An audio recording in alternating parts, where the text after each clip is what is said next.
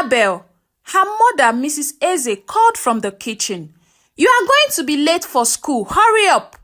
I'm coming, Mama, Annabel replied, rolling her eyes. She pulled the covers over her head and sighed. She wasn't in a rush, nor did she care about school that much. She finally dragged herself out of the bed and walked into the bathroom to brush her teeth and take her bath. She dressed in her school uniform and grabbed her bag before going to the kitchen to take her breakfast. After eating, she left her place where she ate and off she went. Annabel was Mr. and Mrs. Eze's only daughter, and they had high hopes for her future. But lately, she had changed, and the once obedient and respectful girl now lived as though she had no rules to follow. After she left home, she met her two best friends, Janet and Faith, outside the gates. The trio laughed loudly as they walked down the street, their school bags swinging casually behind them. Janet was tall and bold, always coming up with ideas that landed them in trouble. Faith, on the other hand, was quieter but no less mischievous. Together, they were inseparable, much to Mrs. Eze's dismay. Annabel, I've told you time and time again to stay away from those girls, her mother had said the night before. They are not good influences, and they will only lead you astray. Mama, please, Annabel said. They are my friends. They've done nothing wrong. You have to listen to me before these two land you in trouble. Her mother warned her, but Annabel paid no attention. She believed she knew better. As they walked, Janet suddenly suggested, let's not go to school today. Tony said we should come over. He's having a party, and his friends are coming too. Faith's eyes lit up. A party? This early? Yes, Janet said, grinning. You know Tony doesn't follow the rules. His house is the perfect spot. What do you think, Annabel? Faith asked, turning to her. Annabel hesitated for a moment. Her parents' warnings rang faintly in her ears, but she quickly shrugged them off. Let's go. School can wait. The three girls changed their direction and headed towards Tony's house. Tony was Janet's boyfriend, a 22-year-old with no good job. He lived in a dilapidated apartment that always smelled of alcohol and cigarettes. When they arrived, the music was already blasting, and a group of jobless young men like Tony were in the living room. Tony greeted them warmly, offering them drinks and snacks. Relax, ladies, Tony said, dragging his arm around Janet. This is your home too, you know. Annabel laughed nervously as one of Tony's friends, a tall young man named Kelvin, began chatting with her. She didn't notice the time slipping away, nor did she care. Meanwhile, back at home, Mrs. Eze was pacing the living room, glancing at the clock. Every few minutes, something didn't feel right. Where could she be? She asked her husband. She should be in school, Mr. Eze said, though he didn't sound entirely convinced. She will be back later. But Mrs. Eze's motherly instinct told her otherwise. It was way past closing time, and she was worried. At Tony's house, the girls were having the time of their lives, laughing and dancing. They never went to school for that day at all. Annabel felt a kind of happiness that she couldn't explain. This was freedom, she thought. This was what it meant to live. But deep down, a voice kept whispering to her, what if your parents find out? The day passed quickly, and as the sun began to set, the girls realized they needed to go home. What do we tell our parents? Faith asked nervously.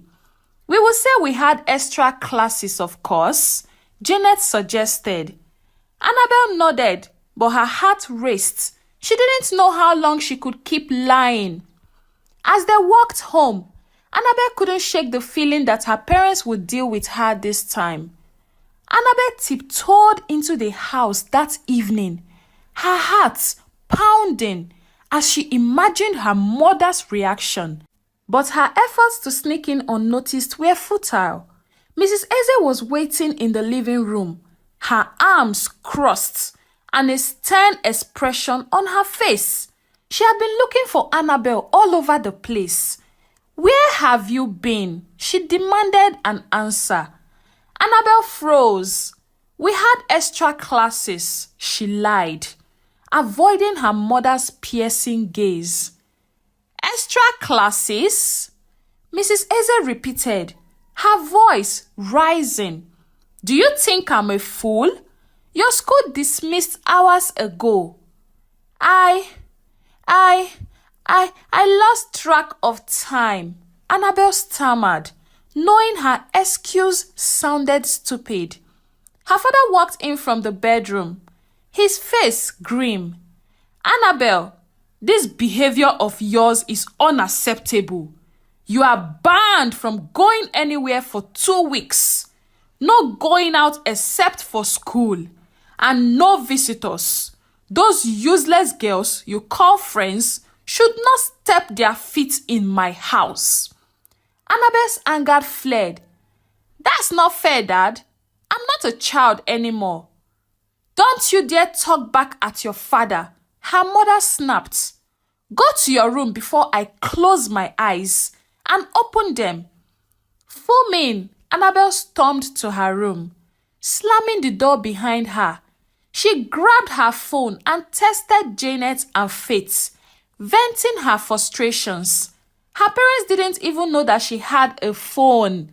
"This is why you need to stand up to them," Janet said. "They can't control you forever. I talk to my parents anyhow I like. And you need to learn that too, Annabel. Don't be a coward.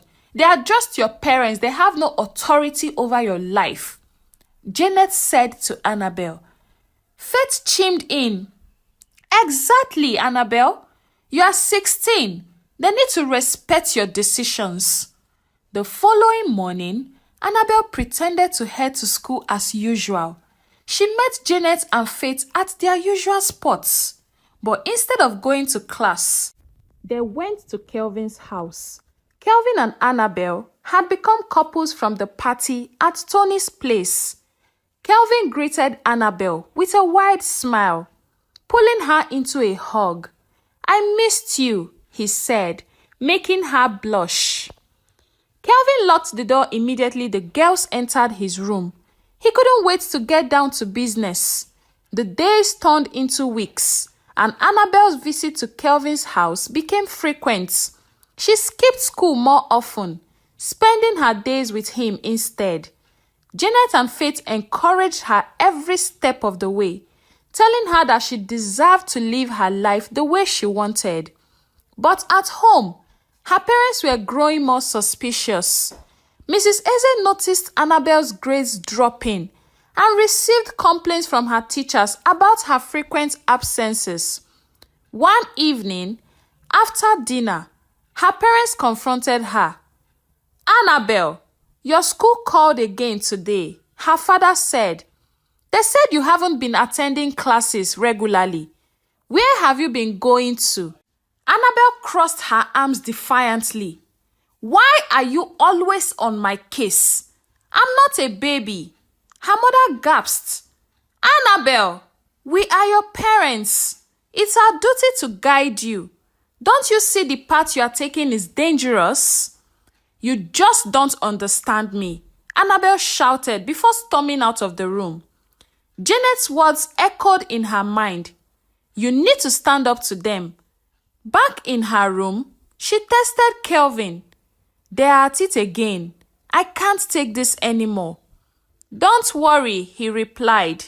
"You can always come to me." Annabel smiled, feeling reassured. Little did she know that her choices were leading her down a path she might one day regret. One morning, Annabel left the house, her school bag hanging over her shoulder. Mrs. Eze watched from the kitchen window, her heart heavy with suspicion.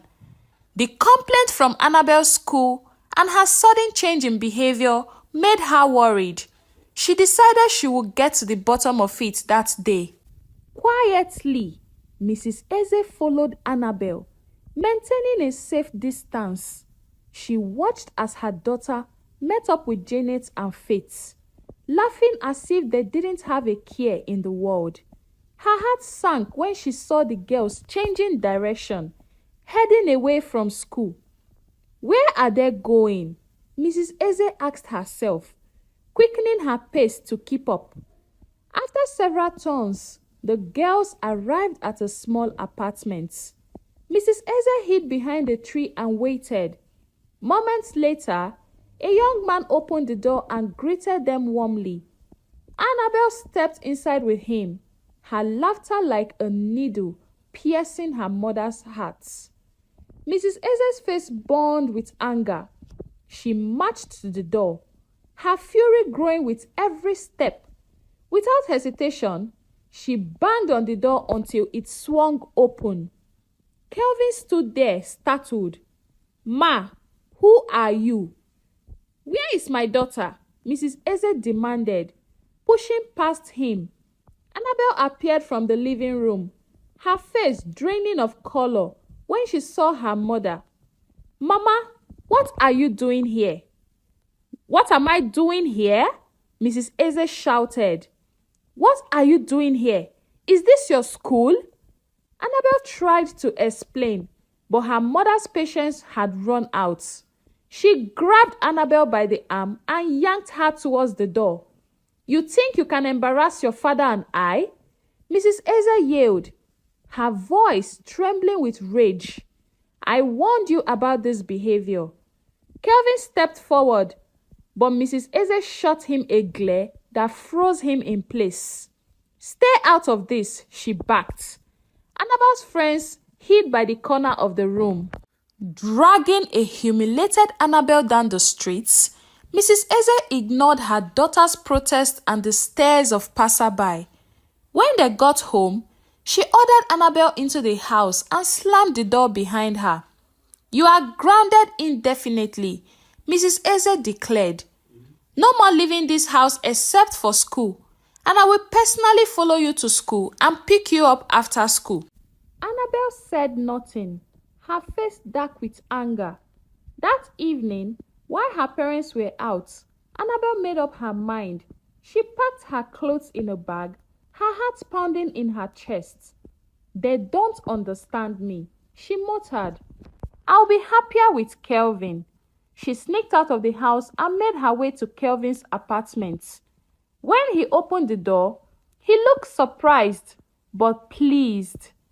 "I couldn't stay there anymore," Annabel said, stepping inside. "I'm staying with you now." Kelvin hesitated but eventually nodded. "All right, you can stay. But are you sure about this?" "I'm sure," Annabel replied, though deep down in her heart, she was uncertain of her decision. As night fell, Annabel lay awake, wondering if she had made the right decision. Annabel adjusted to life at Kelvin's apartment quickly. To her, it felt like freedom, but it was a freedom her parents would not tolerate for days. Days passed without any word from her parents, and Annabel convinced herself they had given up. She had no idea that her parents were silently planning their next move. Her parents thought that she would regret her decision and run back home.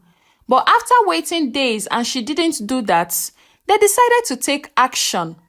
One afternoon, as Annabel sat on the couch scrolling through her phone, there was a loud knock at the door. Kelvin opened the door. "Are you Kelvin?" one of the officers asked. Behind them was Mr. and Mrs. Eze. "Yes," Kelvin replied cautiously. "You are under arrest for harboring a minor," the officer announced, pulling out a pair of handcuffs. "What?" Kelvin exclaimed, stepping back. Annabel rushed to the door. "Mama, Papa, what are you doing?" "This is for your own good," Mrs. Eze said, her voice trembling with a mix of anger and sorrow. The officers handcuffed Kelvin and led him out of the apartment.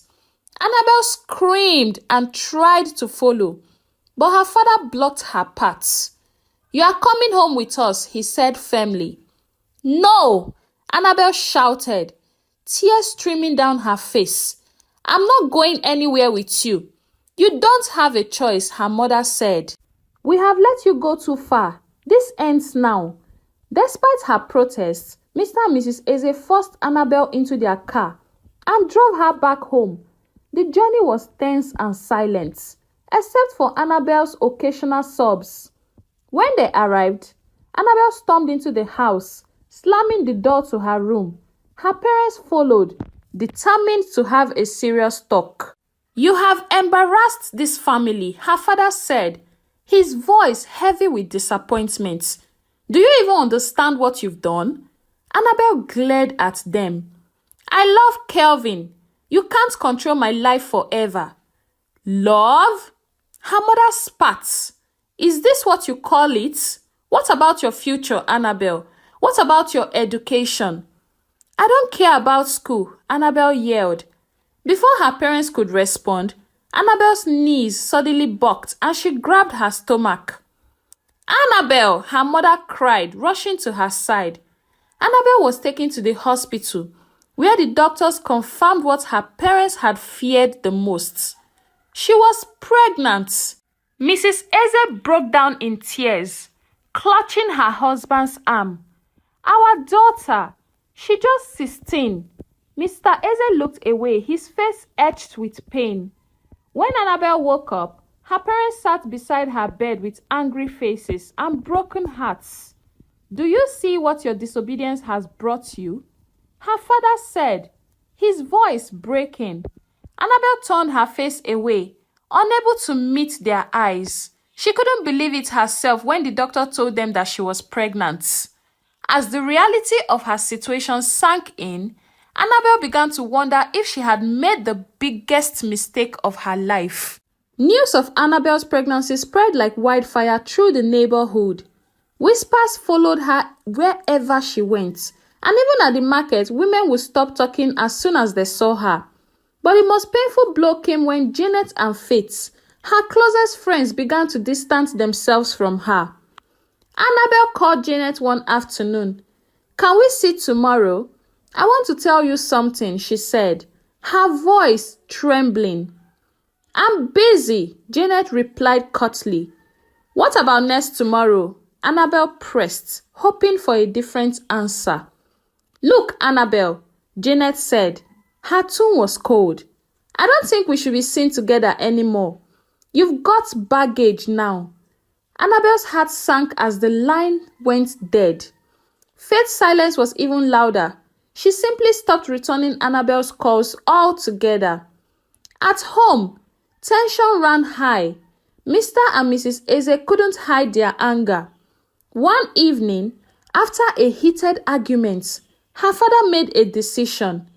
"You think you've grown enough to make these choices? Fine, go and live with Kelvin. You are his responsibility now," he said, his voice shaking with frustration. Annabel's mother looked away, tears streaming down her face. "We tried to warn you, Annabel. This is the life you chose."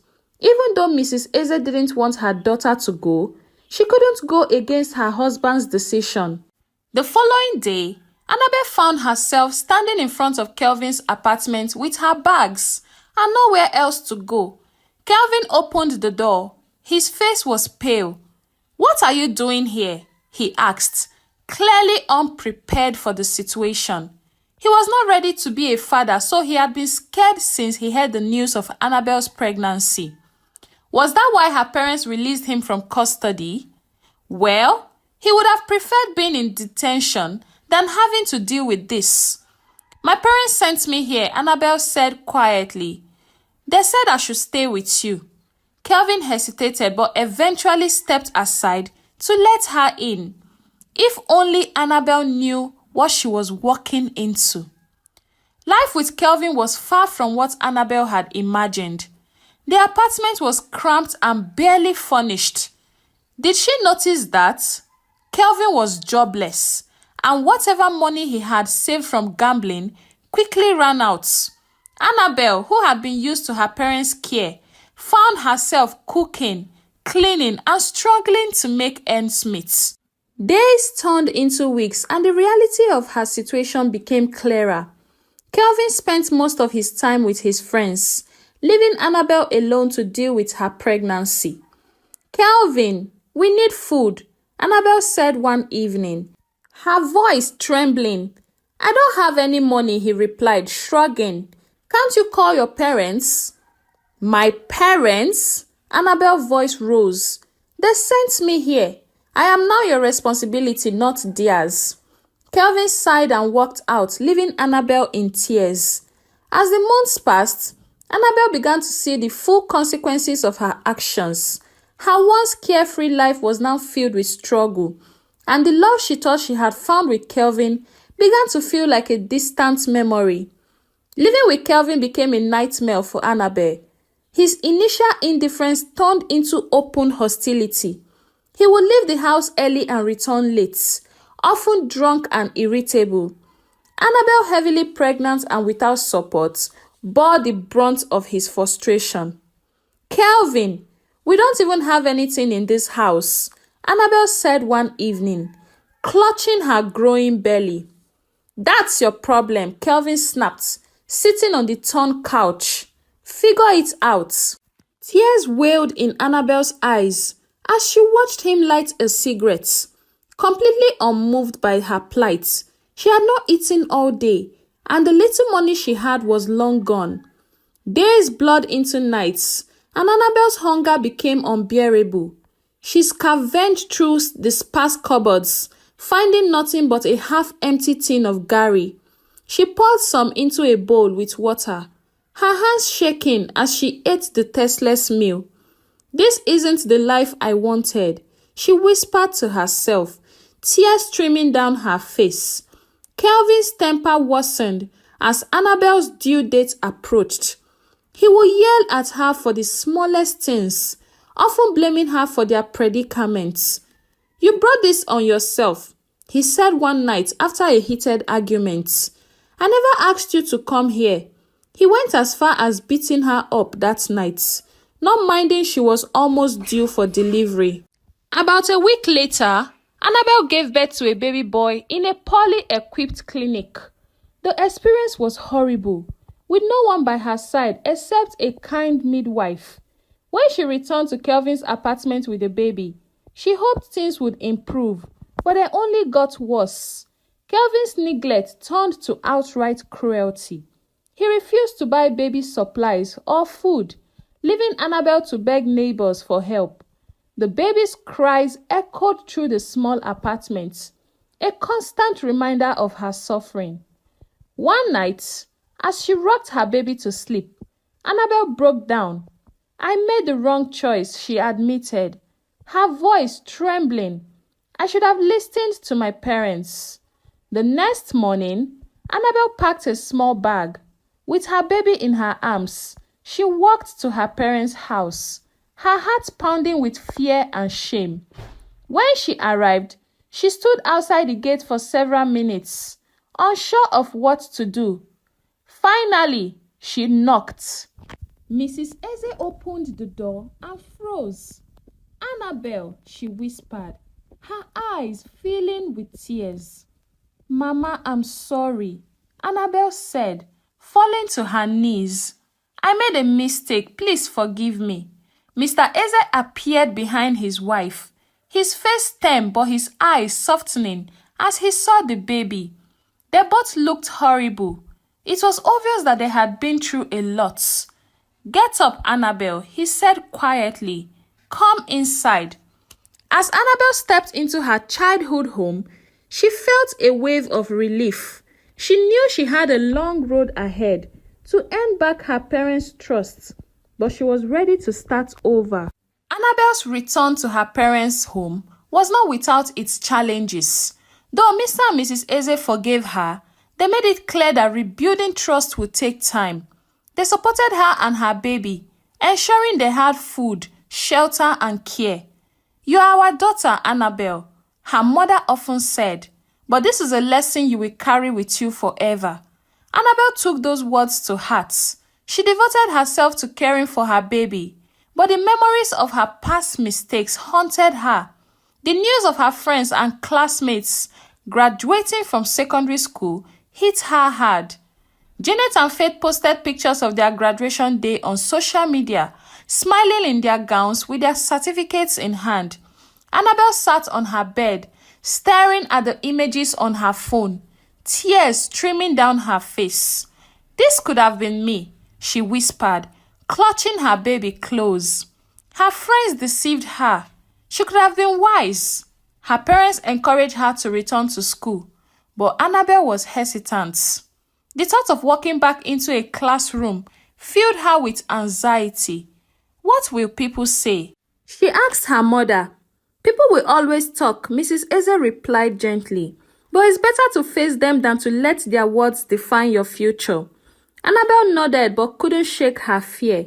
Weeks turned into months, and though she hadn't yet gathered the courage to go back to school, the desire to do so grew stronger with each passing day. Every night, as she rocked her baby to sleep, Annabel reflected on her choices. She thought about the warnings she had ignored, the trust she had broken, and the opportunities she had missed. If only I had listened to Mama and Papa, she would think, her heart heavy with regrets.